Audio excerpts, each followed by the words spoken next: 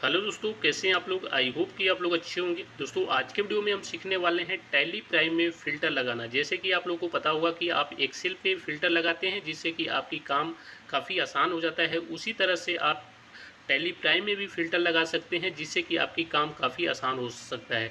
जैसे कि मान लीजिए आपको स्टॉक आइटम में कोई फ़िल्टर लगाना हो, वाउचर में फ़िल्टर लगाना हो, किसी आइटम पे आपको फ़िल्टर लगाना हो, डे बुक में फ़िल्टर लगाना हो, ये सारे चीज़ें फ़िल्टर जितने भी फ़िल्टर हैं जहाँ-जहाँ मैंने बताया, ये सारे चीज़ मैं इस वीडियो में आप लोगों को बताने वाला हूँ कि किस तरह से लगा सकते हैं। तो दोस्तों वीडियो को लास्ट तक जरूर देखिएगा। चैनल को सब्सक्राइब नहीं किया है तो प्लीज़ सब्सक्राइब द चैनल और बेल आइकन को दबाना बिल्कुल मत भूलिएगा। तो दोस्तों सबसे पहले मान लीजिए आपको स्टॉक आइटम में किसी, जैसे मान लीजिए आपकी बुक में बहुत सारे स्टॉक आइटम है, आपको चेक करना है कि एक पर्टिकुलर परसेंटेज वाले आइटम कितने हैं। फॉर एग्जांपल मान लीजिए कि मेरे को चेक करना है कि 12% का मेरे स्टॉक में कितने आइटम है। तो अपने स्टॉक आइटम में यहाँ पे खोलेंगे और यहाँ पे आप प्रेस करेंगे कंट्रोल एफ। जैसे ही कंट्रोल एफ प्रेस करेंगे आपके सामने एक छोटा सा ये बॉक्स खुलेगा जिसमें आपको apply filter on stock item रखना है। लुक फॉर यहाँ पे जितने परसेंट का आइटम चेक करना है वो डालेंगे। मान लीजिए मेरे को 12% डालना चेक करना था। 12% डाल के जैसे ही इंटर किया हमने तो हमारे पास जितने भी स्टॉक आइटम है उसमें से ये 4-5 आइटम है जिस पे हमारी जीएसटी का जो रेट है वो 12% है। ठीक है, उसी तरह से मान लीजिए आपको स्टॉक आइटम में चेक करना है कि HSN कोड का, सेम HSN कोड का कितने आइटम है।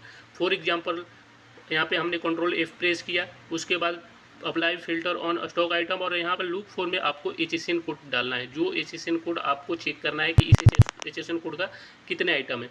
तो HSN कोड डाल के जैसे ही इंटर किया तो मेरे सामने ये 5-6 जो स्टॉक आइटम खुला। इसका मतलब ये है कि ये जितने भी आइटम है इसके HSN कोड बिल्कुल सेम है। तो इस तरह से आप अपने फ़िल्टर स्टॉक आइटम में लगा सकते हैं। उसी तरह से अगर मान लीजिए कोई आपको डे बुक पे आपको फ़िल्टर लगाना हो, फॉर एग्जांपल मान लीजिए कि मैंने ये डे बुक खोल लिया। डे बुक जब भी आप खोलते हैं तो इसमें बहुत सारी एंट्री आपको मिलेगी। उसमें सेल भी मिलेगा, परचेज भी मिलेगा, पेमेंट भी मिलेगा। ठीक है, बहुत सारी एंट्री मिलेगी। फॉर एग्जांपल आपको मान लीजिए मेरे को इसमें पेमेंट के केवल एंट्री देखना है कि पेमेंट की एंट्री कितने हैं। तो यहाँ पर सिंपली आपको क्या प्रेस करना होगा, यहाँ पर सिंपली आपको प्रेस करना होगा कंट्रोल एफ। जैसे ही कंट्रोल एफ प्रेस करेंगे उसी तरह से जो बॉक्स खुलेगा, जो पीछे खुल रहा था उसी तरह से ऐसे बॉक्स आएगा। यहाँ पे अप्लाई फिल्टर ऑन वाउचर रखना है।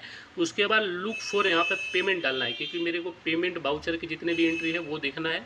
तो यहाँ पे हमने पेमेंट डाला। जैसे ही पेमेंट डाल के इंटर करेंगे ना तो मेरे सामने केवल पेमेंट की एंट्री ओपन हो जाएंगी। बाकी की जो एंट्री होगी सेल, परचेज और जनरल एंट्री सारी वो हाइड हो जाएंगे, आपके सामने पेमेंट के खुलेंगे। इसी तरह किसी भी वाउचर का आपको एंट्री केवल देखना है डे बुक में तो आप डाल के इस तरह से चेक कर सकते हैं। उसी तरह आप दूसरा, अगर मैं फ़िल्टर की बात करूं तो मान लीजिए मैंने डे बुक खोला, इसमें मेरे को चेक करना है कि 5000 का मतलब 5000 या 5000 के नीचे तक का कितने एंट्री है इस डे बुक में। ठीक है, तो आपको सिंपल उसी तरह से करना है जैसे कि मैंने फ़िल्टर लगाना है।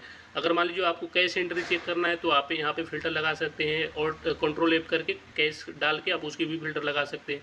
तो मेरे को यहाँ पे चेक करना है 5000 की, तो कंट्रोल एफ प्रेस किया।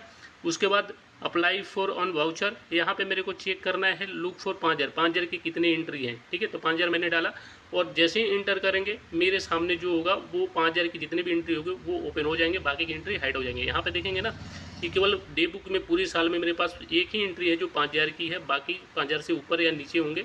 ठीक है, तो इस तरह से आप कोई भी अमाउंट पर भी फ़िल्टर लगा सकते हैं, किसी वाउचर पर भी फ़िल्टर लगा सकते हैं, किसी पर्टिकुलर आइटम पर भी फ़िल्टर लगा सकते हैं।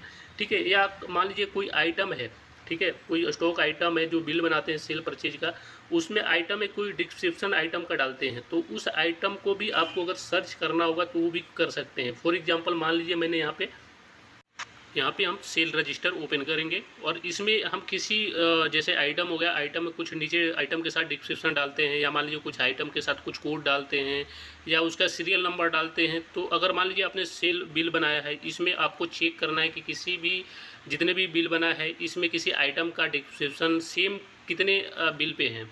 फॉर एग्जांपल मान लीजिए कोई मोबाइल का ही आप बिल बना रहे हैं और उसमें सैमसंग, जैसे मोबाइल का सैमसंग का बिल बनाया, उसमें आपने उसके मॉडल नंबर डाला। तो आपको अगर चेक करना हो सेल में कि एक मॉडल नंबर का कितने आइटम है, डिस्क्रिप्शन में कितने डाला है, तो उसको कैसे चेक करेंगे। तो जैसे मान लीजिए मैंने यहाँ पे सेल एक बार पूरे रजिस्टर खोल लेंगे, सेल रजिस्टर। ठीक है, पूरे साल के भी खोल सकते हैं, एक महीने के भी आपको फ़िल्टर लगाना, एक महीने पे भी लगा सकते हैं, पूरे साल पे भी लगा सकते हैं।